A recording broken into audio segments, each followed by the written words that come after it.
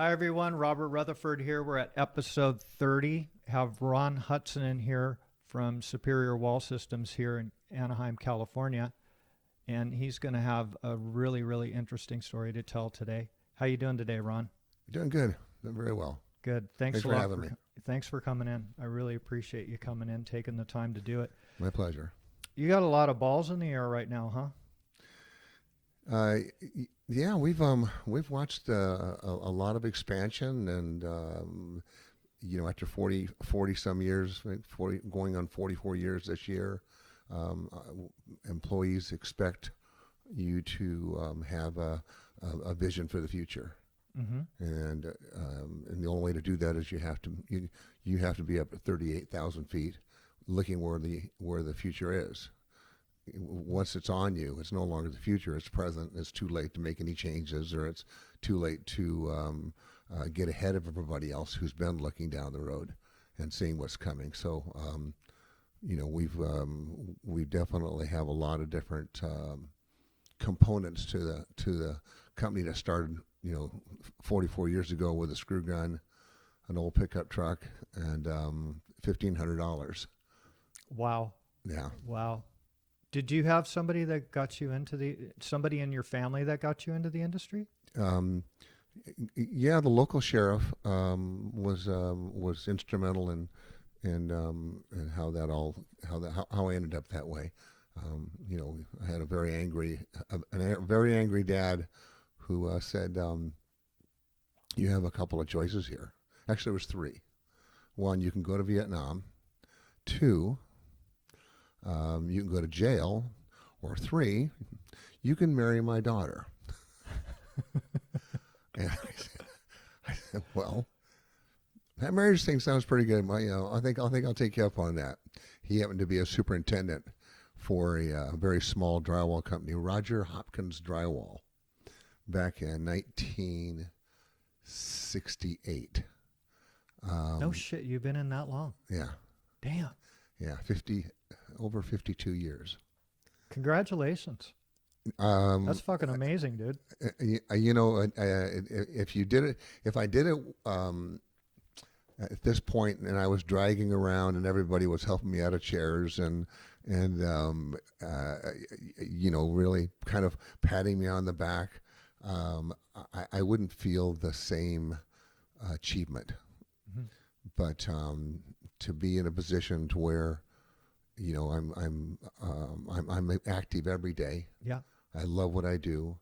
There's the most amazing group of people that work over at all the companies, and they allow me the freedom to go skiing and do all the crazy things, and take the yacht down and go deep sea fishing. Whatever I want to do, I get to do. Mm-hmm.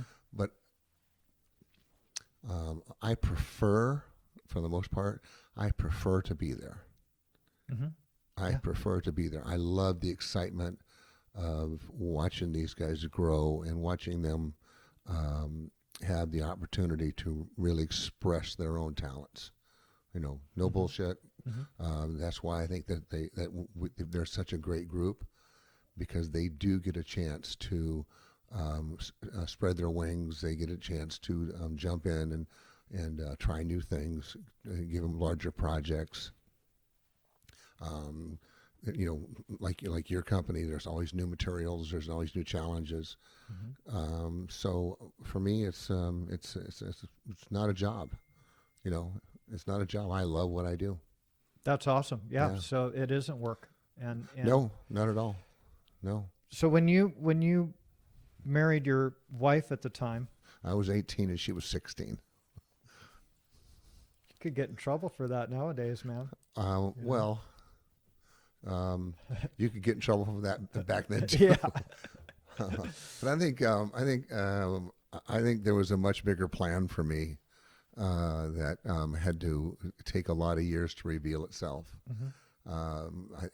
I watched a lot of people come back from Vietnam very broken, and really never able to recover. It was a horrible time to watch your friends go and come back and you hardly recognize them. And it wasn't that I wasn't willing to go; it was because I was married and had a child. Mm. That I have no idea to this day because I couldn't recall any piece of paper that gave me the exemption, but I got that exemption, and I got the ability to basically stay home and you know Raise the family. well, at least give it a try. Sure, sure. At least give it a try. When you obviously started at the bottom when you went to work for this guy, your father-in-law. He made sure I got just below the surface. Mm-hmm. After all, it was his daughter, Yeah. and I You had a bit of a break, but maybe not. No, actually, it was more. I think anybody else that I went to work for would have been much easier to work for. Mm-hmm. But he made it pretty tough because it wasn't that we didn't like each other, but he didn't know who I was, and here I was walking his daughter down the aisle, and he didn't have a clue who I was. So I think he wanted to test to see just how quick it was going, how quick it would take before I took off. Mm-hmm. You know, you're 18 years old. You got, my daughter. She's only 16. We should be raising the baby, and I wouldn't give up. I looked like the guy in the movie with Richard Gere that said, "I got no place to go." Yeah. Yeah. I wanted, and I love my children, and I never wanted to let them down. Mm-hmm. And at 18 years old, his answer to that was, you can scrap floors, you can insulate, you can do all the stuff that nobody wants to do, and we'll see how long you do that. Mm-hmm. Never said a word. The only thing that I did do is I took off and went to Hawaii because there was no work here, Mm-hmm.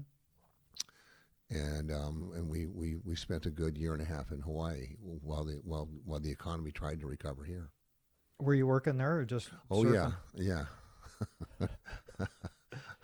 I was a scourge because I came over there and I was taking a work away from the locals, Mm. and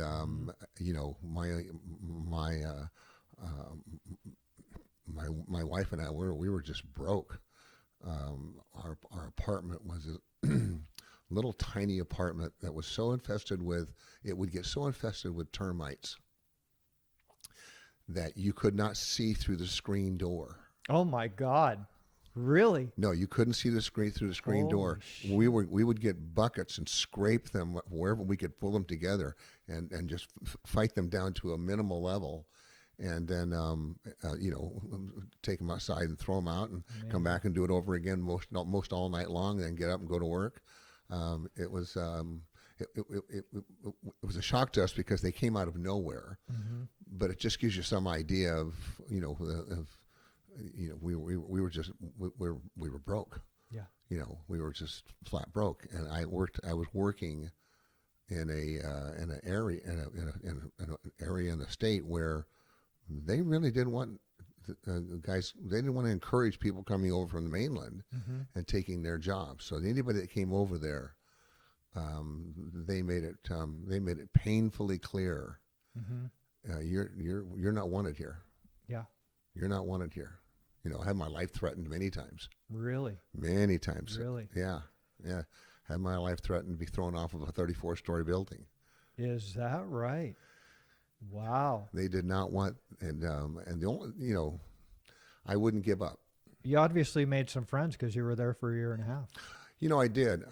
It was very odd because, as I said, they wouldn't talk to me in the jobs. But I ended up over in Makaha doing a tower, and I was working somewhere on the 26th, 27th floor, and this one Portuguese guy came up named Rodney, and he said, "Hey, Howley, get off the scaffold and go find something else to do." I said, "Why is that?" Because those are our duct shafts. My brother and we built the duct shafts on the job, and I guess they had made a special arrangement. Mm-hmm. And I said, "Well, you have to go talk to the foreman because this is the one job that he gave me." No, you don't understand, Holly. I will throw you off the building if you don't get off the scaffold right now. I said, well, you got to do what you got to do, but I need this job. And so he took off, brought his brother back up. They thought this was pretty funny. He turned to his brother and said, Dingy, watch this. His brother's name was Dingy. Dingy, watch this. Holly, last chance to get off the scaffold. You're going out the building. And I said, you guys going to throw me out the building? Throw me out the building. But I need this job. And they laughed and laughed. And they said, we were really going to kill you. And I said, I had to take my chances, but I need this job. And we became friends. And when I became friends with them, then it seemed everybody was okay. But I had to stand my ground. Sure. It's almost like going to prison, I guess. Yeah. That you walk in and you're going to be tested. Yep. And they tested me, and I passed the test, and then we became friends. And I actually ended up moving in with them for probably 2-3 months. Wow. And they took me in, and nobody bothered me. That's amazing. Nobody bothered me after that. After that, I could walk into any bar, I could walk into any nightclub, any restaurant in town. Mm-hmm. No one bothered Holly Ron. Got it. Yeah. Yeah. Well, you got their respect. You stood up to them. And that's what it was. They thought that was hilarious. They just was like, "Man, you are crazy. Yeah. We will kill you." And I was young, dumb, and 19 years old, Mm-hmm. and that was the first of many threats. So I kind of got used to it. Sure. Sure. And that's even on the mainland. It's earning the respect, right? So Absolutely. you earn their respect, and you stood up to them. You didn't get intimidated by them, and you were a hard worker. Because if you weren't a hard worker, they probably would have thrown you off the building. Well, I think there wasn't a lot of work. So if you got a job, it was because if you got started, you worked as hard or harder than anybody else. Mm-hmm. That's what got me the job and kept me the job with the company. Dealing with the cultural issue of you're on our land, you're on our property. Sure. You're taking work away from the people that we feed. Yeah. Yeah. So I became part of the group that we would go boar hunting together. We would throw net together. I found a girlfriend over there that because my wife had left because she was done. She was only by that time 17 years old, tired of struggling. We were just kids. Yeah. Yeah. So I made a life for myself over there. Mm-hmm. And learned a great deal. I'm sure you did. Learned a great deal. Yeah. When I was ready to come back here, I was pretty broken. Mm-hmm. I missed my daughter, and Mm-hmm. I had a really hard time. I got badly hurt, and almost passed away in the hospital. Oh wow! And I was by myself. My mom and dad weren't there. I didn't have anybody, no friends, no family. Mm-hmm. And those were good lessons, though. Was that all union stuff over there? Oh yeah. Oh, very heavily union. Got But it. more than union, it was more which I didn't know, but the people that I had been friends with, I went back years later and brought my whole family with them. I wanted them to meet the Joseph family, and we got lost in Makaha in the back roads trying to get to this house. This car of guys pulls up and, Holly, what are you doing out here? Well, we're trying to find Rodney and Dingy. What do you know about Rodney and Dingy? Well, there's friends of mine, and they grilled me because what I didn't know is that at that time they were the head of the largest crime family for the Portuguese. Oh Jesus! And that's why nobody bothered me. Got it. That way nobody bothered me because they were a very, very, very violent family, and that's why nobody bothered me. I didn't know this because they kept it away from me. They don't want to get me involved in any of that. I kept them way, way, way far away from anything And then all I wanted to do was, lay on the beach and go to work and throw some net and Mm-hmm. hunt some boar at night, and probably smoke a little ganji. And Yeah. and I was a kid. I was 18 years old Sure. and 19 years old, and I had no idea what to do. So I went with the flow. Got it. Yeah. Got it. Did they teach you how to surf? It really was too dangerous to go out and surf with these guys.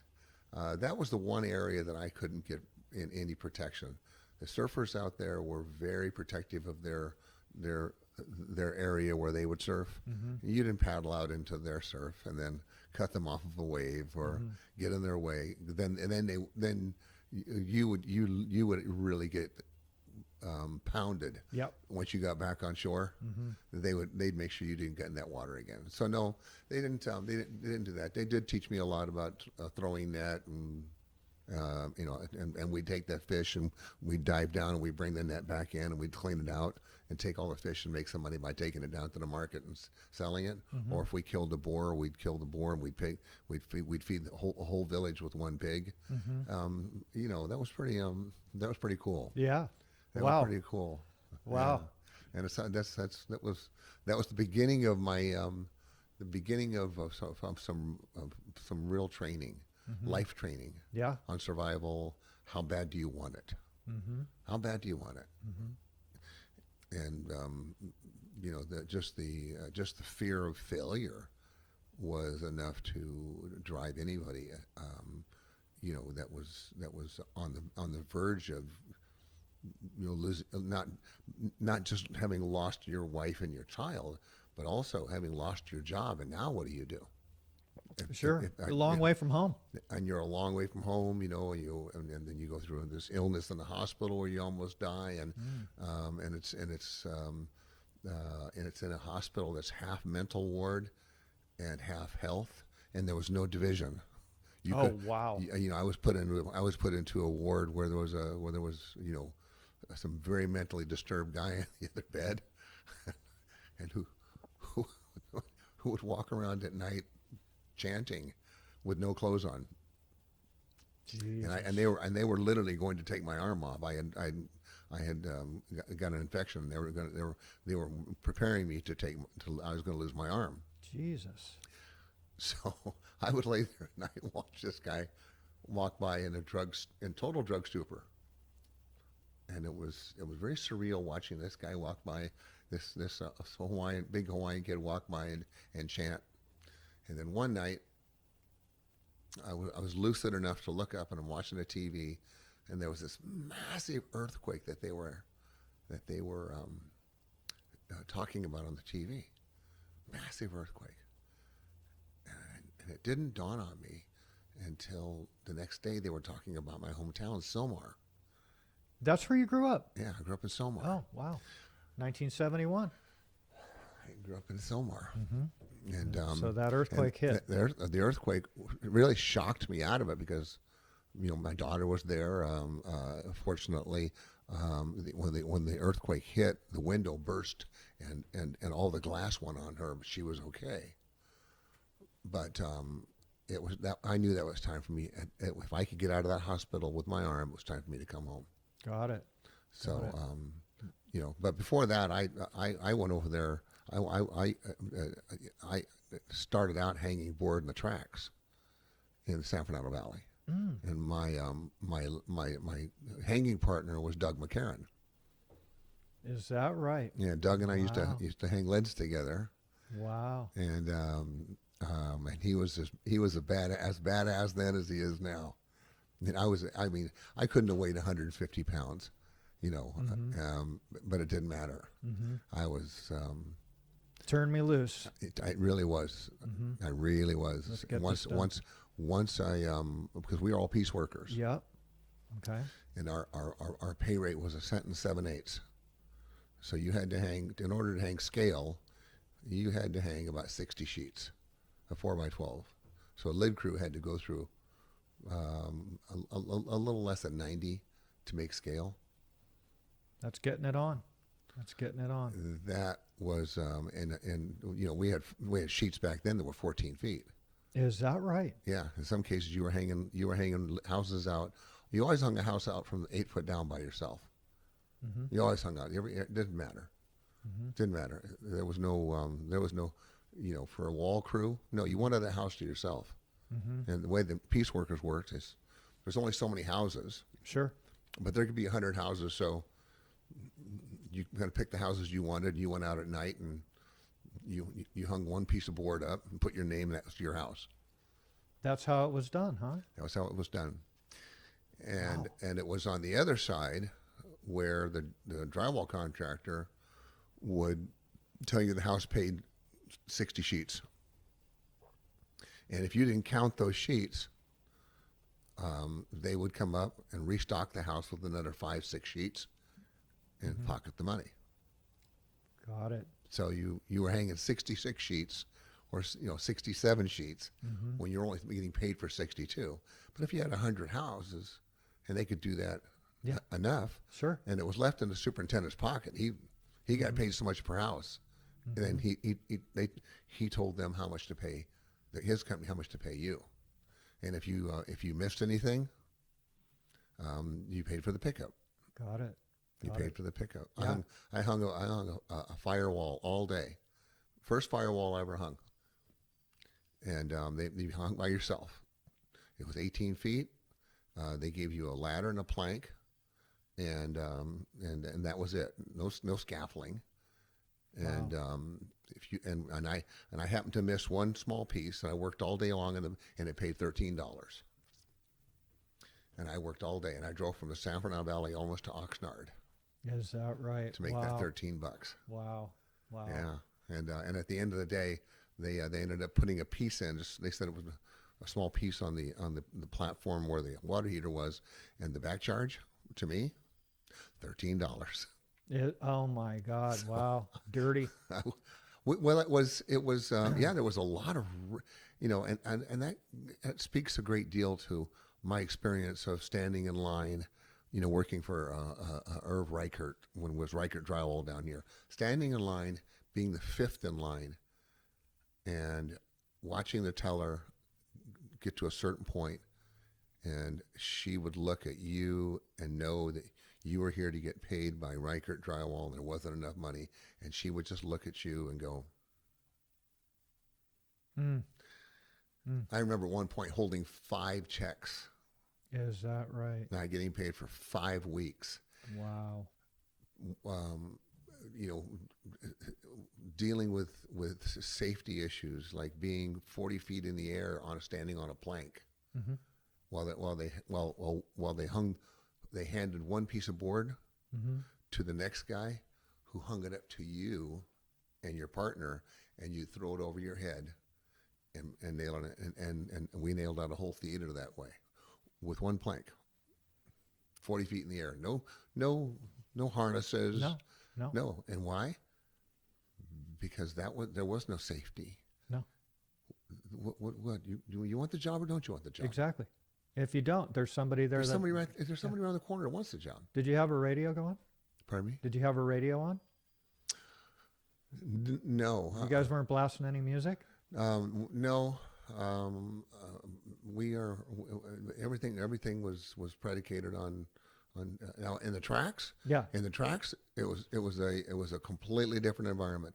We had contests who could nail the fastest, who could pick up how many sheets of drywall could you pick up by yourself. Mm-hmm. We played cards all day long, and you'd go home and you go, honey, I didn't make any money this week, but you went to work every day. Yeah, I know, but I Just didn't get anything done. I didn't get anything done. It was a lot of characters because the tracks back then, you're talking, like I said, you're talking 50 years ago. Mm-hmm. And there was a migration that was coming from all over the country to come out to California, and I remember vividly being on a stack of drywall, and everybody had a story. Sure. So there's a gentleman named Walt Blackburn. Walt was from he was from the dark hills of Arkansas. This guy was right out of a movie. And it was 1968, so they had the moon launch. Mm-hmm. Remember that in July? Yeah. And we were talking about that. And Walt chipped in. He said, "I don't think it was very smart what they did." And I said, "Well, what do you mean, Walt?" He said, "Well, if they would have waited till it's a full moon, they'd have more room to land on it." Okay. And this is the mentality that you had, and because hanging board in the tracks wasn't you didn't have to be the sharpest tool in the shed, No. No. and if you messed it up and you took more board than you should have, then they just backcharged you. You had to finish the house, and they backcharged you for the additional board. Got it. If you saved it, then you saved it. What do you want from us? Right. Yeah. This is what it pays. Exactly. Unless you screw it up, then it doesn't pay as much. Mm-hmm. But yeah, we were for the most part, because there was nothing but and it was all union. Mm-hmm. But the union had a piecework Right.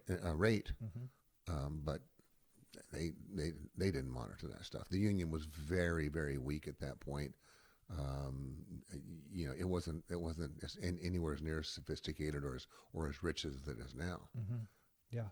Now they've got a boatload of money. Absolutely. And they're putting it back in for the training and so forth, and for the pensions and all that stuff. Not all of it. Yeah, but there's those buildings that they're putting up are state of the art, and I'm very impressed with what they're doing on the training centers.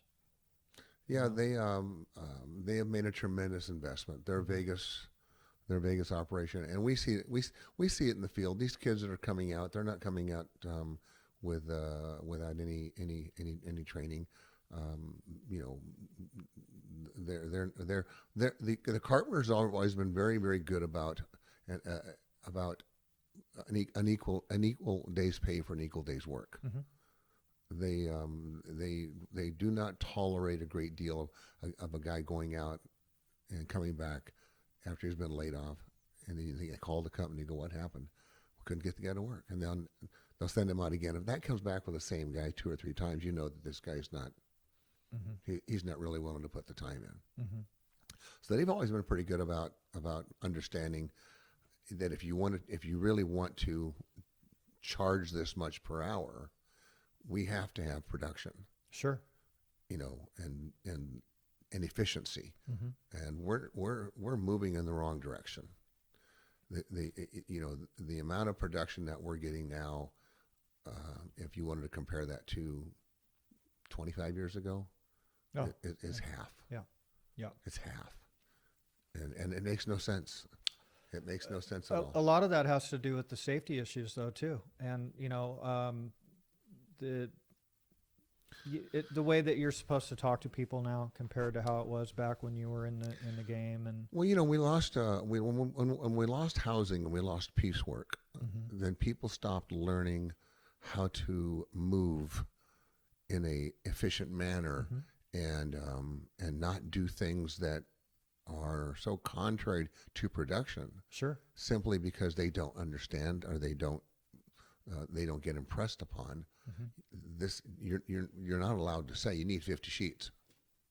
Mm-hmm. If you can't put up 50 sheets, we have no use for you. Not allowed to do that. Right.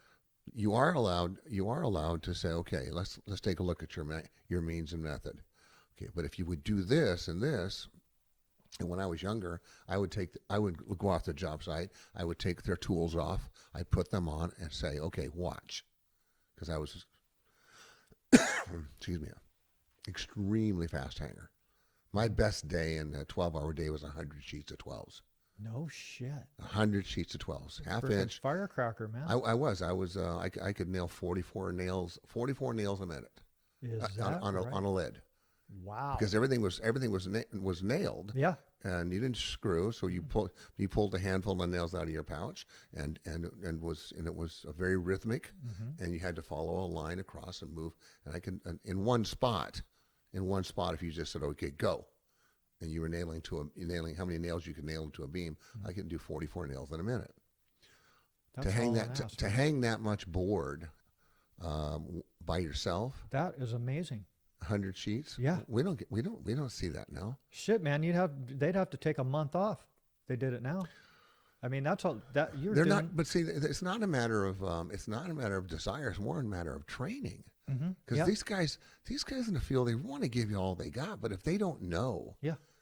if they truly don't know, and it's almost like putting together a piece of furniture.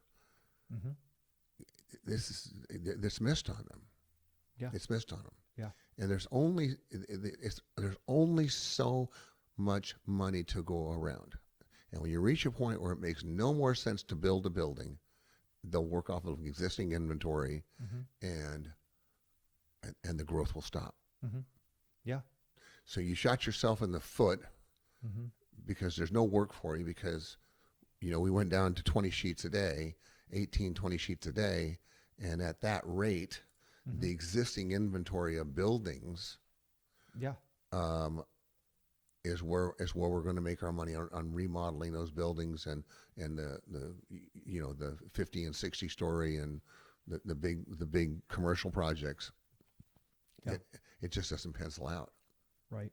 Right. So when you got into it, you were in the union the whole time, and as a piecer, right? Not piecework the whole time. I worked piecework until I came back from Hawaii, Mm-hmm. and then I went to work.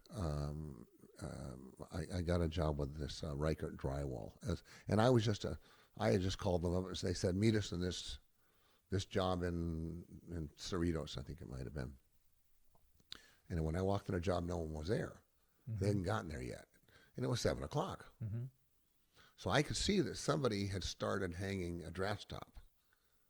So why wouldn't you just assume that's what they're going to finish? You start. Sure. Yeah. So I put my tools on, got up on a scaffold, measured, draft stop wasn't any more than a 4-foot piece,